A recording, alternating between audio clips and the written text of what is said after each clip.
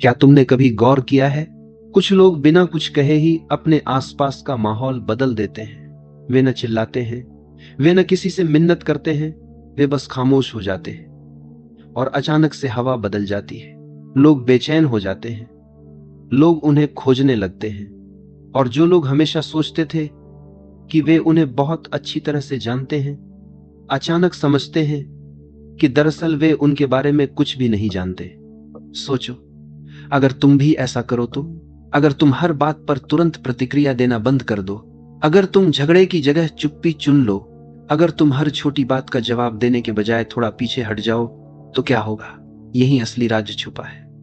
जब तुम हर समय उपलब्ध रहना छोड़ देते हो, भावनाओं में, शब्दों में, शरीर और मन दोनों से, तो लोगों के हाथ से तुम्हें नियंत्रित करने का साधन निकल जाता है, क्योंकि वे तुम्हें हमेशा तुम्हारी प्रतिक्रिया से पकड़ते आए हैं। कभी तुम्हारे गुस्से से, कभी तुम्हारी जल्दी जल्दी हां कह देने की आदत से, कभी तुम्हारे डर से। लेकिन जिस दिन तुमने ये डोरें काट दी, उस दिन खेल बदल जाता है, और उसी दिन लोग यह महसूस करते हैं कि उन्होंने कभी तुम्हें समझा ही नहीं था। जब तुम अचानक अनुपलब्ध हो जाते हो, कौन घबराता है, कौन गुस्से से तिलमिला उठता है, कौन बार बार कोशिश करता है कि तुम्हें उकसाकर फिर से वही पुराना भाव निकाल ले। यह सब उनके बारे में बहुत कुछ बता देता है, और तुम्हारे बारे में भी। सच तो यह है कि तुम अब तक अपनी ऊर्जा ऐसे लोगों पर खर्च करते आए हो जो उसके योग्य ही नहीं थे। तुम हर बार हां कहकर खुद को छोटा करते गए, हर बार तुरंत जवाब देकर अपनी शक्ति दूसरों के हाथों में सौंपते गए, हर बार भावनात्मक प्रतिक्रिया देकर अपना ही खून जलाते रहे। और दिन के अंत में तुम्हारे पास क्या बचता है? थकान, चिड़चिड़ापन और एक खालीपन जिसे तुम शब्दों में नहीं कह पाते। लेकिन मैं तुम्हें बताऊं, क्योंकि तुम उन लोगों के लिए बहुत ज्यादा उपलब्ध हो जिन्हें तुम्हारी खामोशी का एक पल भी नसीब नहीं होना चाहिए था। यह जो मैं कह रहा हूं, इसका अर्थ यह नहीं कि तुम दुनिया से मुंह मोड़ लो। इसका अर्थ यह है कि तुम पहले खुद को चुनो। महान संतों ने कहा है, सच्चा अनुशासन है स्वयं को पहचानना। जब तुम यह समझ जाते हो कि चुप्पी हजार बहसों से ज्यादा ताकतवर है, तो तुम्हारे भीतर एक नई शक्ति जन्म लेती है। जब तुम पीछे हटते हो, भागने के लिए नहीं बल्कि होश में आने के लिए, तो वह पीछे हटना एक तपस्या बन जाता है। तो अब मैं तुमसे पूछता हूं, कब तक तुम दूसरों की भावनाओं से बंधे रहोगे? कब तक हर बार कठपुतली की तरह नाचते रहोगे जब कोई तुम्हारे घाव पर हाथ रख दे? क्या अब समय नहीं आ गया कि तुम उन डोरियों को काट दो, थोड़ा रहस्यमय बन जाओ? क्योंकि जिस दिन तुम हमेशा उपलब्ध रहना बंद कर दोगे, उसी दिन से सब कुछ बदलना शुरू हो जाएगा। बचपन से हमें यही सिखाया गया है, हमेशा हां बोलो, सबको खुश रखो, जल्दी जवाब दो, लोग नाराज न हो। और धीरे धीरे हमें यह भ्रम दे दिया गया कि हमारी कीमत सिर्फ इसी में है कि हम कितने उपलब्ध हैं। लेकिन असलियत बिल्कुल उल्टी है। बहुत अधिक उपलब्ध होना कोई पुण्य नहीं है, यह तो कैद खाना है। जितना तुम उपलब्ध होते हो, उतना ही तुम दूसरों के हाथों का खिलौना बन जाते हो। लोग तुम्हें एक बटन की तरह इस्तेमाल करते हैं। जब ध्यान चाहिए, तुम्हें दबा देते हैं। जब दिल बहलाना है, तुम्हें ढूंढ लेते हैं। जब उन्हें सहारा चाहिए, तुम्हें याद कर लेते हैं। और काम पूरा होते ही तुम्हें किनारे रख देते हैं। कितनी बार तुमने सिर्फ इसलिए मुस्कुराया क्योंकि तुम ना कह नहीं पाए? कितनी बार तुमने थकान के बावजूद जवाब दिया क्योंकि डर था कि कोई नाराज न हो जाए? कितनी बार तुमने अपनी सच्ची भावना छुपा ली सिर्फ इसलिए कि कोई तुम्हें ठुकरा न दे? यही है आत्मत्याग, यही है खुद से धोखा, और यही है वह जाल जिसमें आज ज्यादातर लोग फंसे हुए हैं। यहां तक कि हमारी ऊर्जा भी असीमित नहीं है। हर हां, हर प्रतिक्रिया हमारे भीतर से कुछ निकाल ले जाती है, और जब यही ऊर्जा बार बार व्यर्थ खर्च हो जाती है, तो हम खोखले हो जाते हैं। लोगों को तुम्हारी परवाह नहीं है, उन्हें सिर्फ तुम्हारी उपयोगिता चाहिए, तुम्हारा साथ, तुम्हारा सहारा, तुम्हारी संवेदना, बस उतनी देर तक जब तक उन्हें जरूरत है। लेकिन जिस दिन तुम सीमाएं खींचते हो, जिस दिन तुम कहना शुरू करते हो, बस अब और नहीं, उसी दिन वे लोग तुम्हें बदला हुआ, अजीब और ठंडा कहने लगते हैं। असल में तुम नहीं बदले, बस अब तुम उनके लिए उपयोगी नहीं रहे।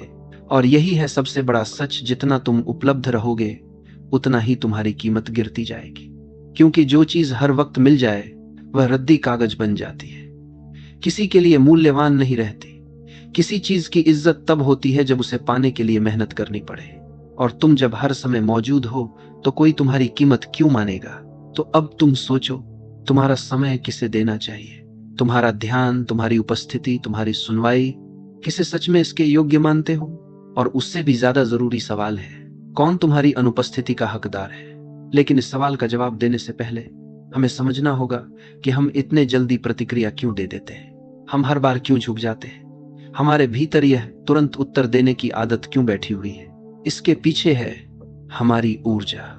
कार्ल युंग ने कहा था, मनुष्य का मन कोई मशीन नहीं है, यह एक ऊर्जा तंत्र है। हर विचार, हर भावना, हर प्रतिक्रिया हमारी आंतरिक ऊर्जा का एक हिस्सा खा जाती है। अब सवाल यह है, क्या तुम तय करते हो कि तुम्हारी ऊर्जा कहां खर्च हो, या फिर दुनिया तय कर लेती है? जब तुम किसी की बेकार सी आलोचना का जवाब देने लगते हो, जब तुम किसी की उकसाहट पर तुरंत फट पड़ते हो, जब तुम उन लोगों को खुश करने में लगे रहते हो जो तुम्हें कोई कद्र ही नहीं देते, तो दरअसल तुम अपनी जीवन ऊर्जा वहीं लुटा रहे हो जहां से तुम्हें कुछ वापस नहीं मिलने वाला। युंग ने कहा था, जिसका तुम विरोध करते हो वह और मजबूत होता जाता है। सोचो, जब भी तुम बार बार प्रतिक्रिया करते हो, तुम उसी जाल में फंसते जाते हो। यही वजह है कि बहुत से लोग हमेशा थके हारे रहते हैं। वे कमजोर नहीं होते, बस उनकी ऊर्जा गलत जगह पर बह रही होती है। और जब इंसान लगातार थका हुआ रहता है तो वह असुरक्षित हो जाता है। याद रखो, थका हुआ इंसान शेर नहीं होता, वह शिकार बन जाता है।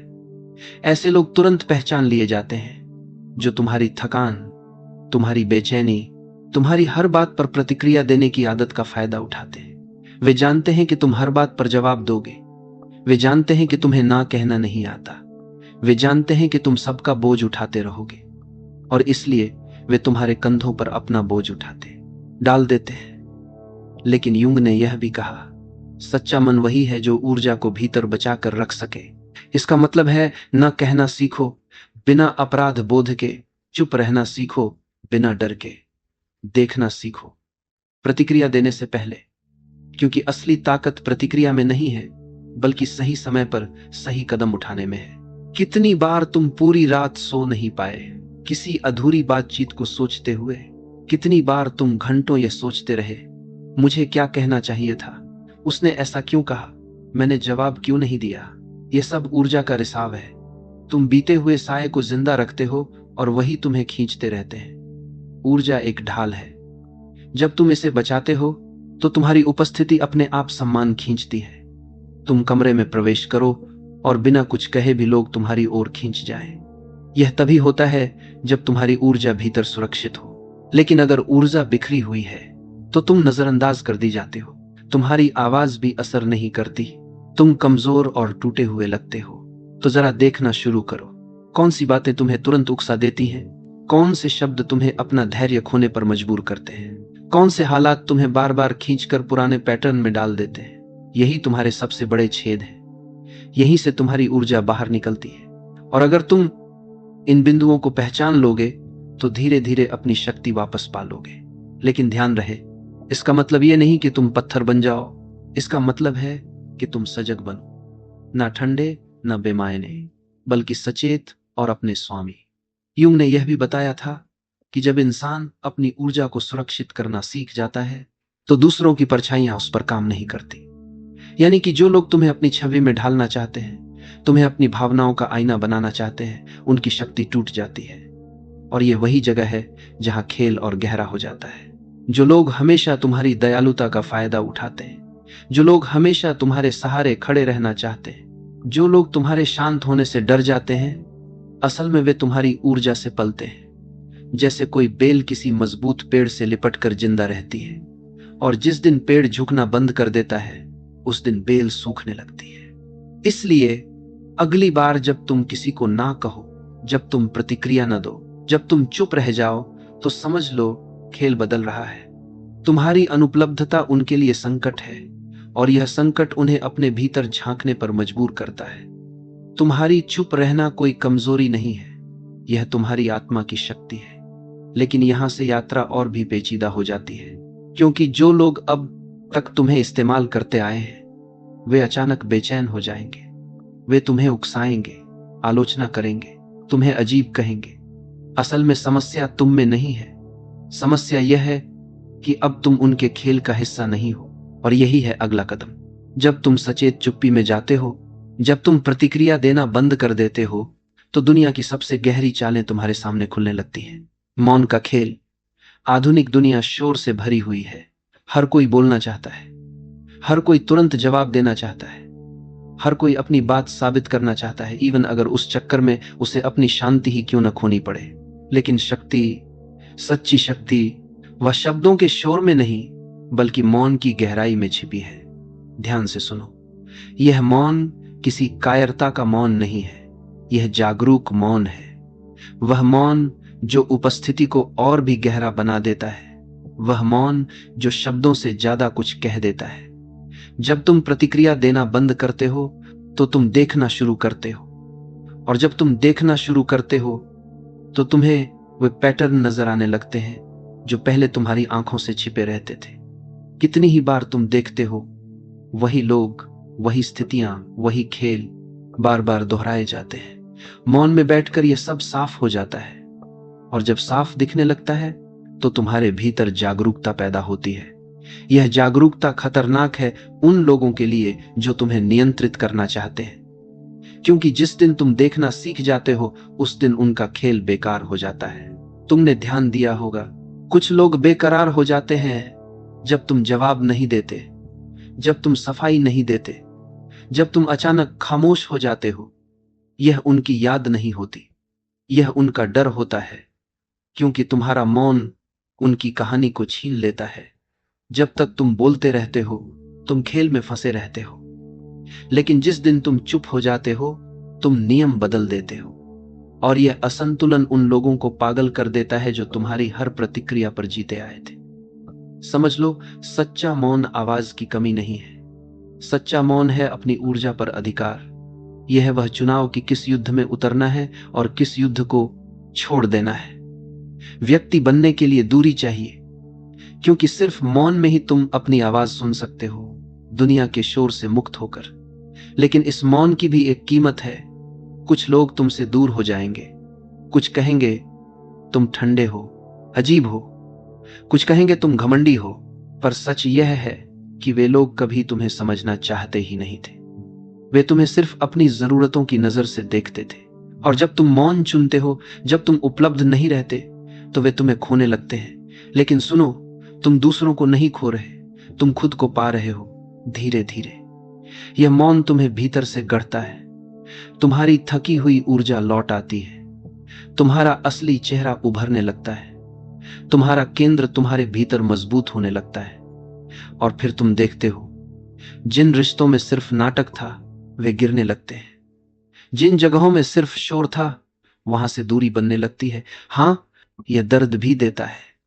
तुम्हें लगेगा तुम अकेले हो गए हो, तुम्हें लगेगा तुम गलत हो, तुम्हें लगेगा सब बदल गया। लेकिन ध्यान रहे, यह दर्द जन्म का दर्द है। यह अकेलापन कमजोरी नहीं है, यह अकेलापन शक्ति है। जब तुम सबके लिए उपलब्ध रहना बंद करते हो तब तुम अपने लिए उपलब्ध होने लगते हो। यही है असली पुनर्जन्म, यही है असली स्वतंत्रता। अब कोई भी तुम्हारी डोर खींचकर तुम्हें कठपुतली नहीं बना सकता। अब कोई भी तुम्हारे घाव को कुरेद कर तुम्हें नचाना नहीं जानता, क्योंकि अब तुम मौन में टिके हो, और यह मौन ही तुम्हारी सबसे बड़ी ढाल है। और अंत में याद रखो यह सत्य, जब तुम हर किसी के लिए उपलब्ध रहते हो तुम सस्ता हो जाते हो। जब तुम मौन चुनते हो तुम अनमोल हो जाते हो।